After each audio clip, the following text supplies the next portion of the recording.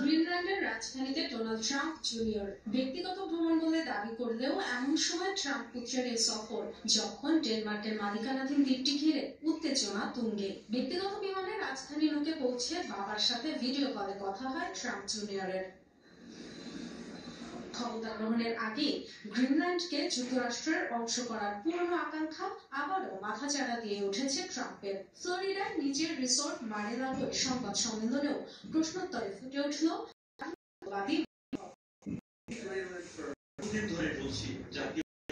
আমাদের গ্রিনল্যান্ড দরকার। চারদিকে চীন রাশিয়ার জাহাজ। গ্রিনল্যান্ডের জনগণও জানে না তাদের উপর আদৌ ডেনমার্কের শাসনের বৈধতা আছে কিনা। ভোট হলে তারা স্বাধীনতা বা যুক্তরাষ্ট্রের অংশ হতে চাইবে। গ্রিনল্যান্ডের পাশাপাশি পানামা খালের দখল নিতেও তৎপর ট্রাম্প। উভয় ক্ষেত্রেই যুক্তরাষ্ট্রের জাতীয় নিরাপত্তার অজুহাত নবনির্বাচিত মার্কিন প্রেসিডেন্টের। পানামা খাল তৈরি হয়েছিল আমাদের সামরিক বাহিনীর জন্য, আর এখন পরিচালনা করছে চীন। খালটি পানামাকে দেওয়া হয়েছে, চীনকে নয়। কিন্তু পানামা উপহারের অপব্যবহার করছে। কানাডার উপর 25% শুল্ক আরোপের সিদ্ধান্ত মনে করিয়ে দেন ট্রাম্প।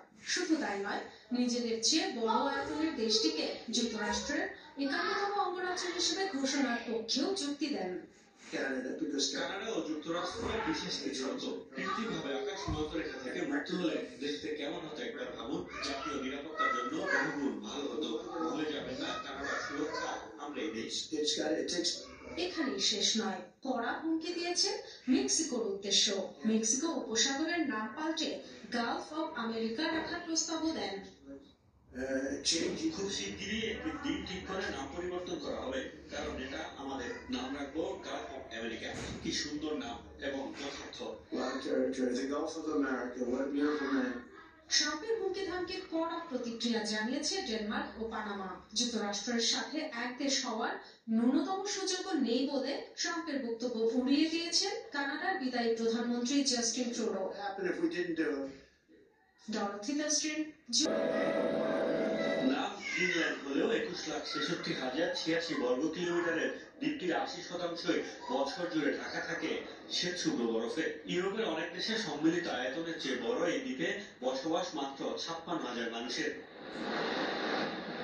ভৌগোলিকভাবে উত্তর আমেরিকায় অবস্থিত হলেও রাজনৈতিকভাবে ডেনমার্কের অংশ গ্রিনল্যান্ড।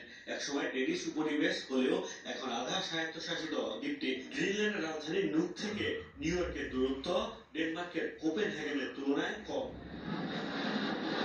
নিজেদের নিরাপত্তার জন্য গ্রিনল্যান্ডকে কৌশলগতভাবে গুরুত্বপূর্ণ বিবেচনা করে যুক্তরাষ্ট্র। মার্কিন মহাকাশ প্রকল্প সংক্রান্ত স্থগন আছে সেখানে।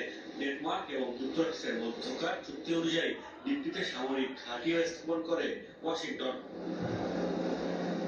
গ্রিনল্যান্ডের ধবধবে সাদা বরফের নিচে রয়েছে বিপুল প্রাকৃতিক সম্পদ। লোহা, সীসা, দস্তা, হীরা, স্বর্ণ, ইউরেনিয়াম, তেল কিংবা গ্যাস সবই আছে সেখানে। দ্বীপের বেশিরভাগ এলাকা পুরো বরফে ঢাকা থাকায় সেখানে খনন সম্ভব নয়। তবে জলবায়ু পরিবর্তনের কারণে দ্রুত গতিতে গলছে গ্রিনল্যান্ডের বরফ। ধারণা করা হচ্ছে কয়েক বছরের মধ্যেই গ্রিনল্যান্ড থেকে খনিজ সম্পদ আহরণ করা সম্ভব হবে।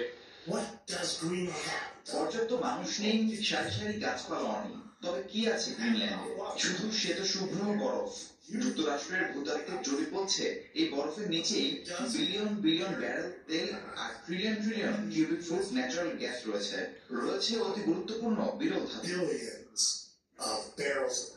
আরেক পরাশক্তি রাশিয়ারও নজর রয়েছে গ্রিনল্যান্ডের উপর। আর্কটিক অঞ্চলে নতুন শিপিং রুট চালু করতে তৎপর চীনও। ধারণা করা হচ্ছে অন্য কারো হাতে যাওয়ার আগে দ্বীপটির মালিকানা পেতে চান ট্রাম্প। এর আগে 2019 সালেও একবার গ্রিনল্যান্ড কেনার আগ্রহ প্রকাশ করেছিলেন রিপাবলিকান এই নেতা। মোস্তফা